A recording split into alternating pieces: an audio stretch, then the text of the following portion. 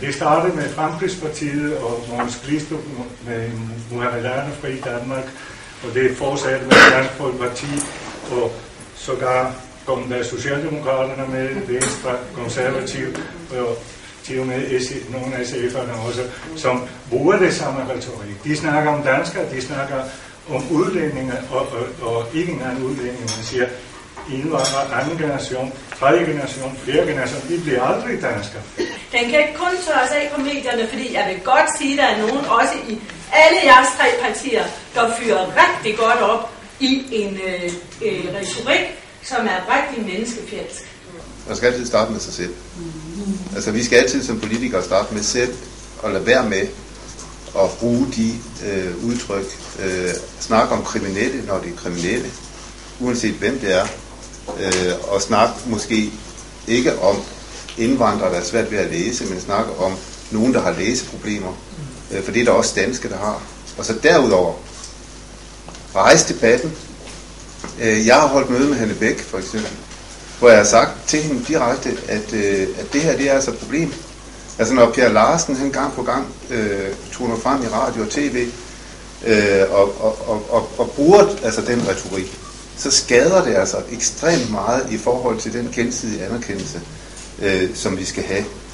Jeg tror, at det man skal gøre er at holde op. Jeg er fuldstændig enig i, at det har en afgørende betydning, hvad det er for et ordvalg, man bruger. Jeg bor i, nogen kalder det en ghetto, og jeg bliver sådan set lidt sur hver gang, der er nogen, der siger det. Ikke? Jeg bor samme sted, som jeg har boet i 46 år, og bygningerne er det samme. Det er rigtigt, der er kommet nogle andre mennesker ind, men hvorfor er det lige, at jeg skal høre på, at jeg bor i en ghetto? Så det vil jeg sige, det er jeg helt enig i. Jeg ved, mit eget parti er også slemt til det imellem, men der er sådan set kun én vej, det er at holde op med det, og få et ordentligt sprogbrug omkring det.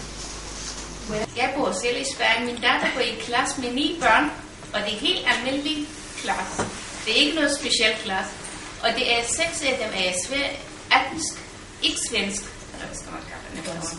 Nej, det er ikke dansker, men det er ikke svensker. Og det er kun 4 af 3 er svensker.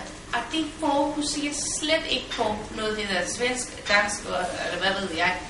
Om det kunne være en model overflyttet til Danmark. Hvis vi vil ud af de udfordringer, ud af de problemer, vi står overfor nu, så handler det om at anskue en klasse som en klasse fyldt med 25 eller 28 elever, som hver især har deres udfordringer, som hver især har deres evner og muligheder.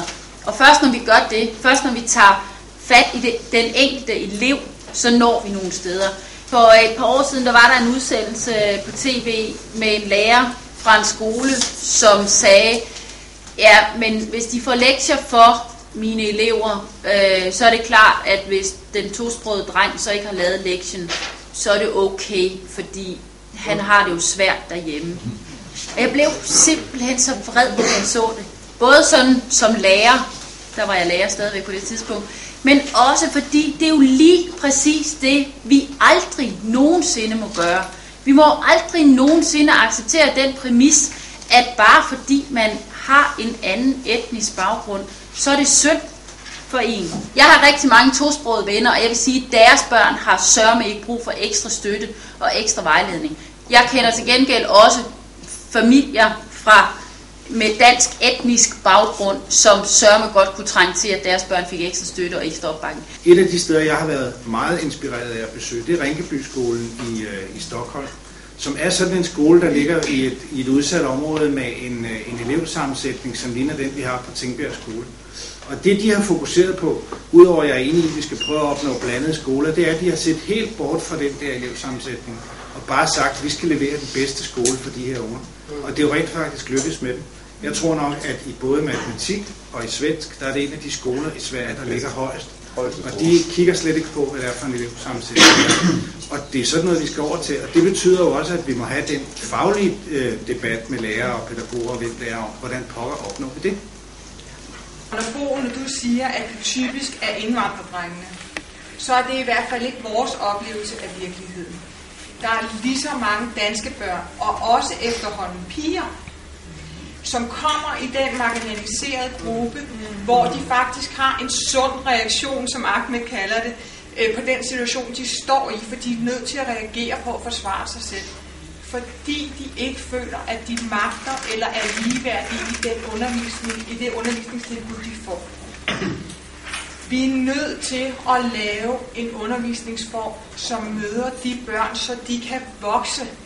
For hvis vi går tæt på de børn, som faktisk er de mest negativt dominerende i machokulturen, eller hvad vi skal kalde det, så er det rigtig godt begavet børn, for ellers kunne de ikke være lederne.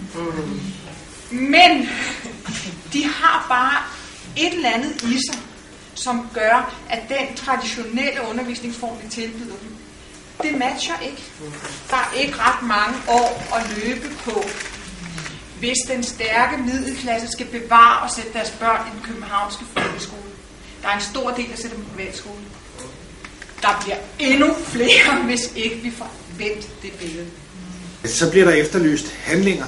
Jeg tror indimellem, vi skal holde op med at træffe for mange kloge beslutninger om flere projekter oven i det ene og det andet. Men at bruge lærerne til det, de er gode til, men omvendt også skabe nogle rum, hvor vi så sammen med dem kan sige, okay, hvis udfordringen er det her billede, at de her unge fyre, de føler sådan, og de reagerer sådan, fordi I siger sådan til dem, hvad gør vi ved det? Og der er det jo nødvendigt, at lærerne også selv ligesom kommer på banen og siger, men det kan vi godt forstå, eller vi tror, det er det, der skal til. Og man ikke i detaljer som politikere begynder at blande sig i det. I skolerne, der bliver vi nødt til også at have noget til de her, især indvandrerdrenge. Og vi er nødt til at vise dem en anerkendelse. Og vise, at de også er gode til noget. Og lad være med at, altså vi må have gjort op med, at det kun er en akademisk pigeskole.